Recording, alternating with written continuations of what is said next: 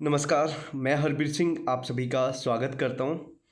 तो आज की इस वीडियो में काफ़ी इम्पोर्टेंट टॉपिक के ऊपर डिस्कशन करने वाले हैं। काफ़ी इम्पोर्टेंट टॉपिक है। जैसा आप जानते हैं कि टेंस नाम सुनते ही हमारे मन में एक डर पैदा हो जाता है कि टेंशन पैदा हो जाती है। लेकिन अगर आप इस वीडियो को पूरा देख लेते हैं और इसके बाद जो एक पूरा कोर्स है अगर आप इसे कर लेते हैं, ये जो कोर्स है ये बहुत महंगा कोर्स है, लेकिन ये आपको फ्री कराया जा रहा है। बहुत गहराई से आपको ये कराया जाएगा, तो आप ध्यान से करिए। बहुत इम्पोर्टेंट चीज़ें आपको कराई जाएंगी, जड़ से आपको पढ़ाया जाएगा। अगर आप ये पूरा कर लेते हैं, आपको टेंस से डर नहीं लगेगा, टेंस को आपसे डर लगेगा। ध्यान रखें।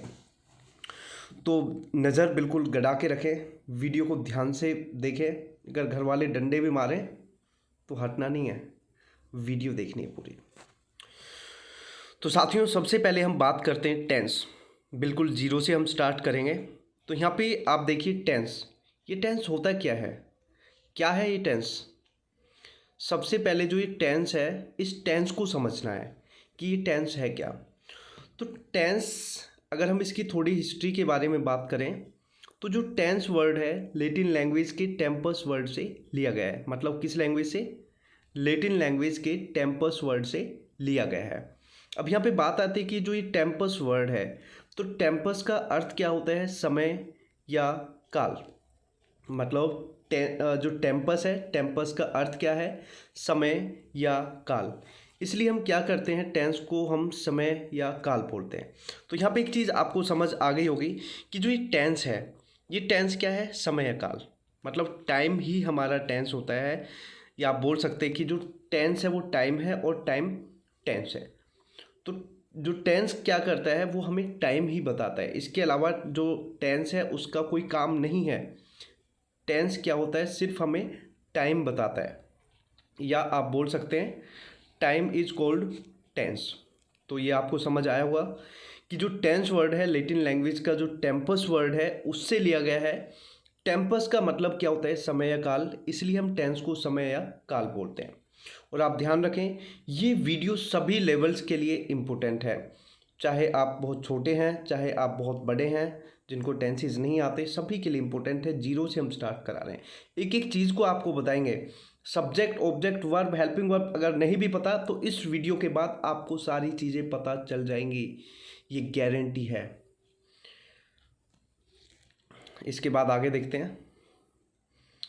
अब यहाँ पे बात ये आती है, हमें ये तो पता चल गया कि भाई टाइम इज कॉल्ड टेंस। जो टाइम होता है ये क्या होता है? टेंस होता है। लेकिन इसके बाद जो ये टेंस है, इसके कितने पार्ट्स होते हैं? अब आप ध्यान से बिल्कुल सिंपल तरीके से समझिए कि जो टेंस होता है, जो टाइम होता है, इस टाइम को हम कितने भागों में बांटते हैं? टाइम तीन भागों में बढ़ता है, प्रेजेंट, पास्ट और फ्यूचर। क्या इसके अलावा हमारा कोई टाइम होता है? भाई जो टाइम है, एक टाइम जो चल रहा है, एक जो बीत गया, एक जो आने वाला है। इसके अलावा तो हमारा टाइम कोई होता ही नहीं है। जो प्रेजेंट होता है वो वर्तमान होता है, जो पास्ट होता है वो भूतकाल होता है, और जो फ्यूचर होता है वो भविष्य होता है। मतलब प्रेजेंट, पास्ट, फ्यूचर, वर्तमान, भूत और भविष्य, ये हमारे टेंसेज होते हैं। लेकिन इसके बाद, और यहाँ पे बिल्कुल क्लियर है कि भाई जो काम अभी का है वो प्रेजेंट हो गया, जो काम पास्ट का है, जो पहले का कोई काम है वो पास्ट हो गया, और जो काम होगा जिसकी हम कल्पना कर रहे हैं, प्लानिंग कर रहे हैं, वो क्या होता है? फ्यूचर होता है।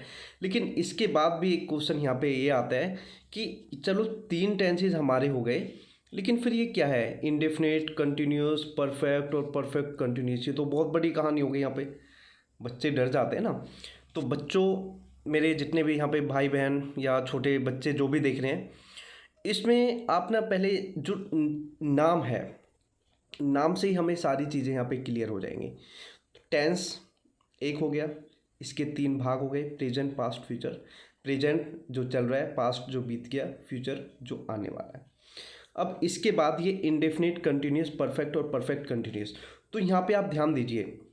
सपोज करो मैं सेंटेंस बोल रहा हूँ, वह खेल रहा है। ये कब की बात है? आप कहेंगे जी ये तो प्रेजेंट की बात है।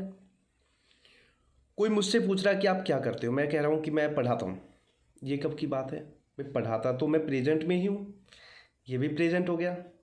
कोई मुझसे पूछ रहा है भाई तुमने काम कर लिया, मैंने कहा हाँ अभी अभी मैंने काम किया है, ये भी प्रेजेंट की बात है। कोई कह रहा क्या कर रहे हो, मैं कह रहा हूँ कि भाई मैं 2 घंटे से पढ़ रहा हूँ या पढ़ा रहा हूँ, ये भी प्रेजेंट की बात है।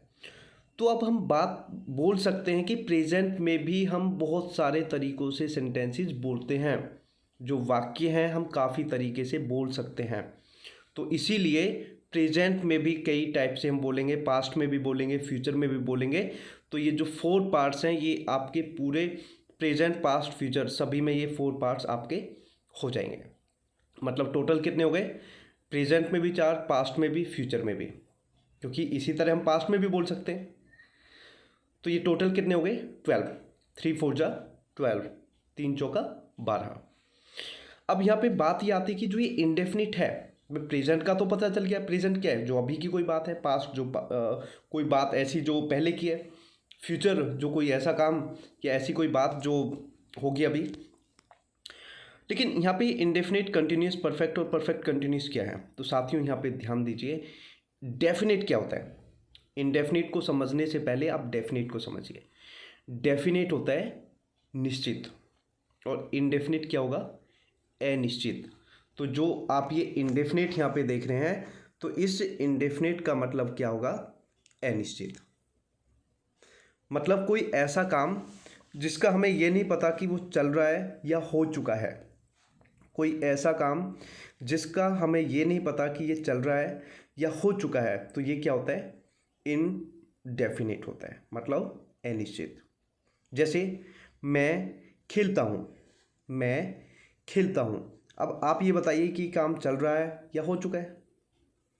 तो ये क्या है? अनिश्चित है, क्योंकि इसमें हमें पता ही नहीं कि काम चल रहा है या हो चुका है। नाम से ही सारी चीज़ें क्लियर हो जाएंगी, क्योंकि इंडेफिनिट, आप लोगों को बहुत सारे ऐसे बच्चे जो आज देख रहे होंगे, बहुत सारे बच्चों को ये नहीं पता होगा कि इंडेफिनिट होता क्या है। तो इनडेफिनिट, डेफिनिट होता है निश्चित, और इनडेफिनिट क्या होता है? अनिश्चित। हमें ये नहीं पता कि काम हो चुका है या चल रहा है। इसके बाद आता है कंटिन्यूस।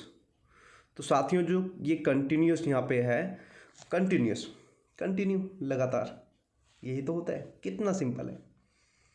अब आपको लग रहा होगा कि यार ये तो बड़े सिंपल चीज़ें हैं। सिंपल है नहीं, सिंपल बनाई जाएंगी, टेंशन ना लो। तो कंटिन्यूस का मतलब क्या होता है? कंटिन्यू, लगातार। कोई ऐसा काम जो लगातार चल रहा है, तो ये क्या होता है? कंटिन्यूस। परफेक्ट, परफेक्ट ऐसा कोई काम जो कंप्लीट हो गया, मतलब कुछ नहीं बचा, परफेक्ट, पूरा हो गया। जैसे मैंने खाना खा लिया है, खाना खा लिया, कंप्लीट हो गया काम। इसके बाद होता है एक परफेक्ट कंटिन्यूस, जो ये 4th नंबर पे है। तो भाइयों, परफेक्ट कंटिन्यूस का मतलब क्या होता है? कि काम पूरा भी हो गया और चल भी रहा है। परफेक्ट कंटिन्यूस, काम पूरा भी हो गया, क्योंकि परफेक्ट का मतलब क्या है? पूरा हो गया, कंटिन्यूस, लगातार। कोई ऐसा काम जो पूरा भी हो गया और चल भी रहा है। अब आप लोग सोचेंगे ऐसा कौन सा काम है जो पूरा हो गया और फिर भी चल रहा है? होता है। कोई मुझसे पूछ रहा है कि आप कब से पढ़ा रहे हो, मैं बोलूँगा मैं 2 घंटे से पढ़ा रहा हूँ। तो अब मुझे एक बात बताइए कि मैंने कितने घंटे पढ़ा है? 2 घंटे। 2 घंटे में पढ़ा चुका हूँ और अभी भी पढ़ा रहा हूँ, मतलब मैं 2 घंटे से पढ़ा रहा हूँ, तो 2 घंटे का काम हो चुका है, परफेक्ट हो गया वो, और कंटिन्यू, अभी भी चल रहा काम। तो ये होता है परफेक्ट कंटिन्यूस। इसके बाद आगे देखते हैं। तो साथियों बड़ी इंटरेस्टिंग, बड़ी इजी, बहुत सिंपल चीज़ें हैं। डरे नहीं बिल्कुल भी, क्योंकि टेंस अब आपसे डरेगा, आपको टेंस से डरने की ज़रूरत नहीं है। और ये चीज़ें मैं आपको ऐसे नहीं कि बस हवा में करा दूँ, ये चीज़ें बड़ी गहराई से करेंगे, एक एक के मीनिंग को समझेंगे। क्योंकि अगर हमें कोई चीज़ करनी तो बेस बहुत ज़रूरी है। बेस अगर आप नहीं बनाएंगे अपना, तो ये लगा लीजिए आप नहीं सीख सकते। चलो इसके बाद आगे देखते हैं। ये तो सिंपल ही है। प्रेजेंट जो काम चल रहा है, मतलब प्रेजेंट का कोई काम। पास्ट जो काम पहले का है, जो हो गया। और फ्यूचर जो काम होगा, जिसकी हम कल्पना करेंगे। इसके बाद आगे देखते हैं। यहाँ पे मैंने कुछ रूल्स लिखे हुए हैं। रूल्स इसलिए हैं ये क्योंकि आपको पता है कि इंडेफिनिट ही लगा लो या कंटिन्यूस ही लगा लो प्रेजेंट में ही, उसके बाद उसमें हम कई तरीके से सेंटेंस बनाते हैं। मान के चलो कोई प्रेजेंट कंटिन्यूस ही है, मैं सिंपल आपको बता रहा हूँ, हालांकि ये टेंसेस में एक एक आपको करा दूंगा। सपोज करो प्रेजेंट कंटिन्यूस है, वह खेल रहा है। अब वह खेल रहा है, वह नहीं खेल रहा है, क्या वह खेल रहा है, क्या वह नहीं खेल रहा है, वह क्यों खेल रहा है, वह क्यों नहीं खेल रहा है। तो ऐसे हम कई तरीके से सेंटेंसेस बना सकते हैं, तो इनमें भी अंतर आ जाता है, तो वो मैं आपको बता रहा हूँ। तो सबसे पहले जो सेंटेंस आएगा simple sentence, rule first simple sentence, साधारण वाक्य। तो इसमें क्या है, जैसे हमें नाम से ही पता चल रहा है साधारण सिंपल, इसमें क्या होगा, क्या और नहीं जैसे किसी भी शब्द का यूज नहीं होगा। मतलब इसमें क्या और नहीं जैसे किसी भी शब्द का प्रयोग नहीं होगा। इसमें WH फैमिली का भी प्रयोग नहीं होगा। WH फैमिली भी मैं आपको आगे बता दूंगा। WH फैमिली अगर मैं आपको बताऊं, WH फैमिली क्या होती है, वट वेयर वैन वाले हाउ तक 9 वर्ड्स होते हैं जो WH से स्टार्ट होते हैं, लेकिन हाउ थोड़ा सा HOW, ठीक है।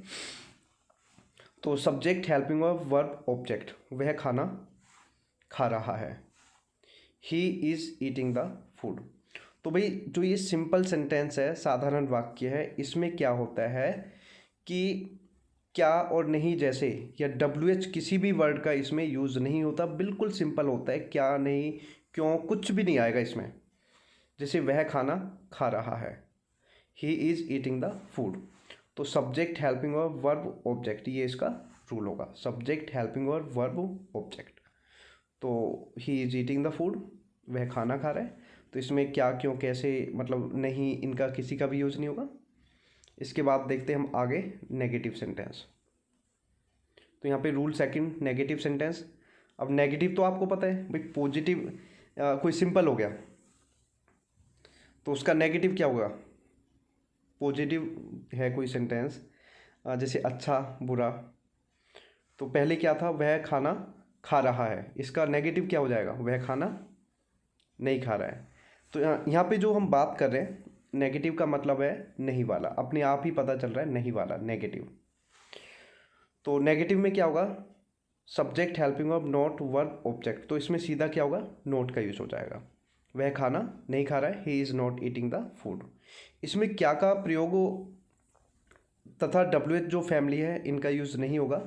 इसमें सिर्फ क्या आएगा, नहीं का यूज़ होगा। मतलब क्या, क्यों, कैसे, इन मतलब किसी का भी यूज़ नहीं होगा, सिर्फ किसका यूज़ होगा, इसमें नहीं का यूज़ होगा। जैसे वह खाना खा रहा है, पिछले में था, इसमें क्या हो जाएगा, वह खाना नहीं खा रहा है, he is not eating the food. इसके बाद आगे देखते हैं। इसके बाद है इंटेरोगेटिव सेंटेंस। इंटेरोगेटिव सेंटेंस का मतलब होता है प्रश्नवाचक वाक्य। तो प्रश्नवाचक वाक्य अपने आप से ही पता चल रहा है कोई क्वेश्चन हो रहा है इसमें, प्रश्न प्रश्न पूछा जा रहा है, कोई क्वेश्चन पूछा जा रहा है, इंटेरोगेटिव सेंटेंस। तो साथियों इसमें आप ध्यान रखें, helping verb, subject, verb, object, question mark. तो इसमें क्या होगा, वाक्य की शुरुआत में क्या का यूज होगा, मतलब नहीं नहीं आएगा इसमें। इसमें सिर्फ क्या होगा, सेंटेंस जो है, वाक्य जो है, उसकी शुरुआत में क्या का यूज होगा, और WH फैमिली का भी यूज नहीं होगा। तो इसमें क्या है, helping verb, subject, verb, object, question mark, क्या वह खाना खा रहा है, is he eating the food. तो यहाँ पे आप ध्यान दीजिए, इसमें वाक्य की शुरुआत में क्या का यूज होगा और क्या के लिए हेल्पिंग वर्ब आगे आएगी, वट का यूज नहीं होगा। अब आप लोग कहेंगे कि क्या के लिए तो हम वट का यूज करते हैं, क्या का मतलब ही क्या होता है, वट। लेकिन साथियों ध्यान रखें, अगर सेंटेंस के बीच में क्या आएगा, सेंटेंस के बीच में जब क्या आता है तब वट का यूज होता है, अदरवाइज जो हेल्पिंग वर्ब है सेंटेंस में वो ही आगे आ जाएगी। तो वह खाना खा रहा है, तो उसका क्या बनता है, he is eating the food. क्या वह खाना खा रहा है, तो इसमें जो इज हेल्पिंग वर्ब है वो आगे आ जाएगी, is he eating the food.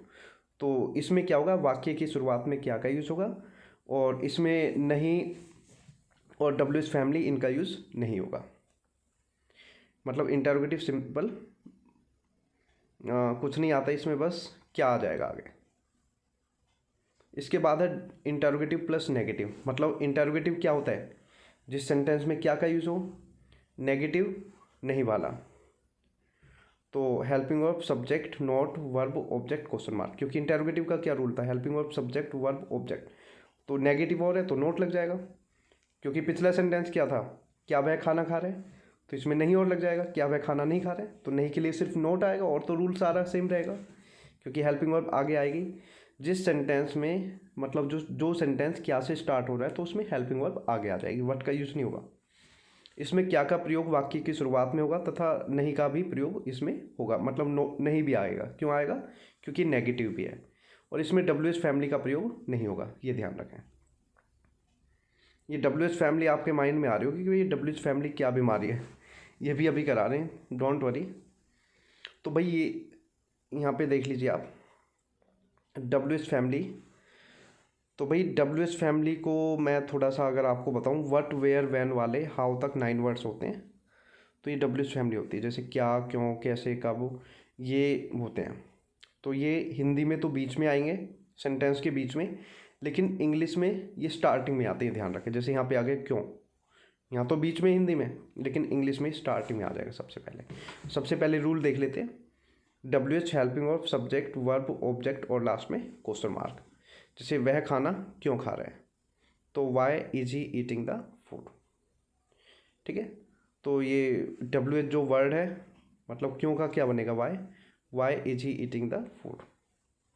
तो इसमें क्या का प्रयोग वाक्य की शुरुआत में नहीं होगा, इसमें नहीं का यूज़ भी नहीं होगा, इसमें सिर्फ क्या होगा, WH जो वर्ड्स हैं उनका यूज़ हिंदी में वाक्य के बीच में होगा, और इंग्लिश में कहाँ होगा, स्टार्टिंग में होगा, ध्यान रखें।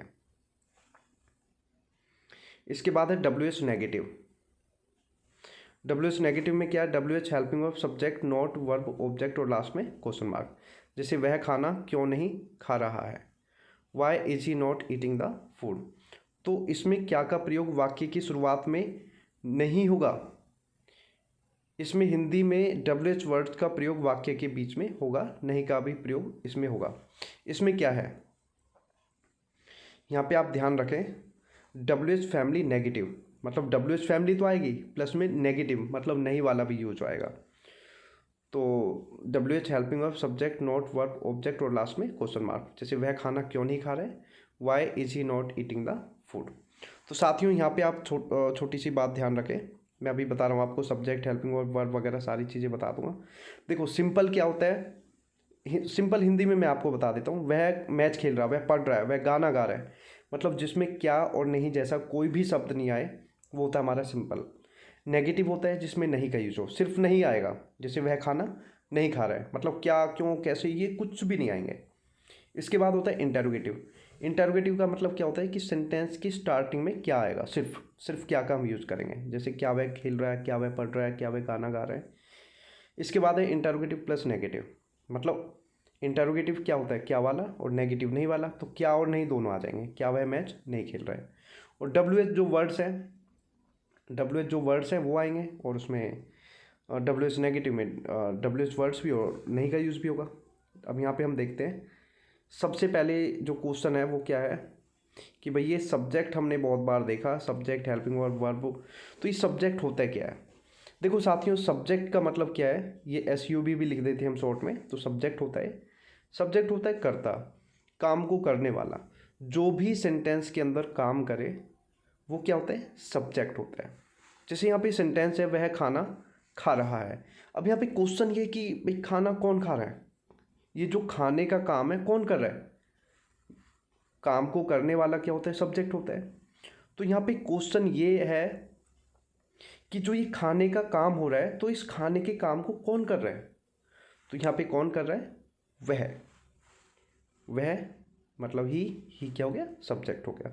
हो सकता है इसकी जगह होता है राहुल खाना खा रहा है। तो यहाँ पे अब क्वेश्चन ये कि भाई ये जो खाने का काम है इसे कौन कर रहा है, राहुल कर रहा है। इसमें कुछ भी हो सकता है। मेरा भाई मैच खेल रहा है, तो मैच कौन खेल रहा है, मेरा भाई खेल रहा है। तो जो भी सेंटेंस के अंदर काम करे वो क्या होता है, सब्जेक्ट होता है। इसके बाद, हालांकि ये भी बहुत डिटेल में टॉपिक है, लेकिन अभी लाइट इनको कर लेते हैं। इसके बाद है हेल्पिंग वर्ब। हेल्पिंग वर्ब होती है साथियों सहायक क्रिया। ये ध्यान रखें आप, बड़ा इंपॉर्टेंट और इंटरेस्टिंग चीज़ है ये। हेल्पिंग वर्ब क्या होती है, सहायक क्रिया। अब क्वेश्चन ये आता है कि इसका यूज क्या है। हेल्पिंग वर्ब होती है सहायक क्रिया। तो क्वेश्चन ये है कि इसका यूज क्या है। तो इसका यूज है कि टेंस को चेंज करने वाला वर्ड। जो हेल्पिंग वर्ब है ये क्या है, टेंस को चेंज करने वाला वर्ड। कैसे, मतलब ये ऐसा वर्ड है जो टेंस को ही बदल देता है। ठीक है, जैसे यहाँ पे सेंटेंस है आई प्लेइंग, दूसरा भी क्या है आई प्लेइंग। अब यहाँ पे ये देखिए दोनों जो यहाँ पे लिखे हुए हैं ये सेम है बिल्कुल, आई प्लेइंग आई प्लेइंग। क्या इनमें हम बता सकते हैं कि कोई टेंस है? क्या हम बता सकते हैं कि कौन सा प्रेजेंट का, कौन सा पास्ट का, कौन सा फ्यूचर का? नहीं बता सकते। लेकिन आगे यहाँ पे सेंटेंस लिखा हुआ है, हमने सिर्फ क्या लगाया, एम लगाया और वॉज लगाया। वैसे तो same he I playing I playing. तो एम लगने से क्या हो गया, प्रेजेंट हो गया, और वॉज लगने से क्या हो गया, पास्ट हो गया। तो यहाँ पे सीधी बात ये आती है कि एम ने और वॉज ने टेंस को चेंज कर दिया। और ये आगे भी आपको पता चलेगी कि प्रेजेंट के लिए अलग हेल्पिंग वर्ब है, पास्ट के लिए अलग हेल्पिंग वर्ब है। ये सारी चीज़ें आपके सामने आ जाएंगे। तो जो हेल्पिंग वर्ब है इनका काम क्या होता है, टेंस को चेंज करने वाला वर्ड। आगे हम बात करें वर्ब। वर्ब क्या होती है, जो भी काम किया जाए, मतलब जो काम किया जाए वो क्या है, वर्ब होती है। जैसे वह खेल रहा है। अब यहाँ पे बात ये कि भाई वो क्या काम कर रहा है। अब इस सेंटेंस में काम क्या हो रहा है, सिंपल आप देखो, वह खेल रहा है। तो इस सेंटेंस के अंदर काम क्या हो रहा है, काम क्या हो रहा है भाई, खेलने का ही तो काम हो रहा है। वह सो रहा है, इसमें काम क्या हो रहा है, सोने का काम हो रहा है। इसके अलावा क्यों कुछ काम हो रहा है, नहीं हो रहा। मैं बच्चों को पढ़ा रहा हूँ, तो भाई क्या काम हो रहा है, पढ़ाने का काम हो रहा है। तो जो भी काम हो रहा है वो क्या होती है, क्रिया होती है, मतलब वर्ब होती है। इसके बाद हम देखते हैं यहाँ पे ऑब्जेक्ट। ऑब्जेक्ट होता है कर्म, कर्ता जिसके लिए काम करे या काम होने की जगह। मतलब जो सब्जेक्ट है जिसके लिए काम करे या काम होने की जगह, वो क्या होता है, ऑब्जेक्ट। जैसे I am going to Delhi, मतलब मैं दिल्ली जा रहा हूँ। तो यहाँ पे भी काम होने की जगह क्या है, दिल्ली है। काम होने की जगह क्या है, दिल्ली तो है। I am eating an apple, मैं एक सेब खा रहा हूँ। तो यहाँ पे ऑब्जेक्ट क्या है, एप्पल, मतलब एन एप्पल, ये क्या है, ऑब्जेक्ट है। अब यहाँ पे क्वेश्चन ये है कि ये ऑब्जेक्ट क्यों है, कर्ता जिसके लिए काम करे। भाई जो ईटिंग है, जो खा रहा है, वो खाने का काम किसके लिए हो रहा है, सेब के लिए। अगर सेब ही नहीं होगा तो क्या खाएंगे। जो काम है वो किसके लिए हो रहा है, सेब के लिए हो रहा है। तो ये क्या है, ऑब्जेक्ट है। इसके बाद भाई ये देख लो, डब्ल्यू एच फैमिली के वर्ड्स। कभी ये कहो कि सर ने तो हमें डब्ल्यू एच फैमिली के वर्ड्स नहीं बताए और हम तो अब खाना नहीं खाएंगे, हैं। डब्ल्यू एच फैमिली के वर्ड्स ये हैं, what, where, when, who, whose, whom, why, which, how.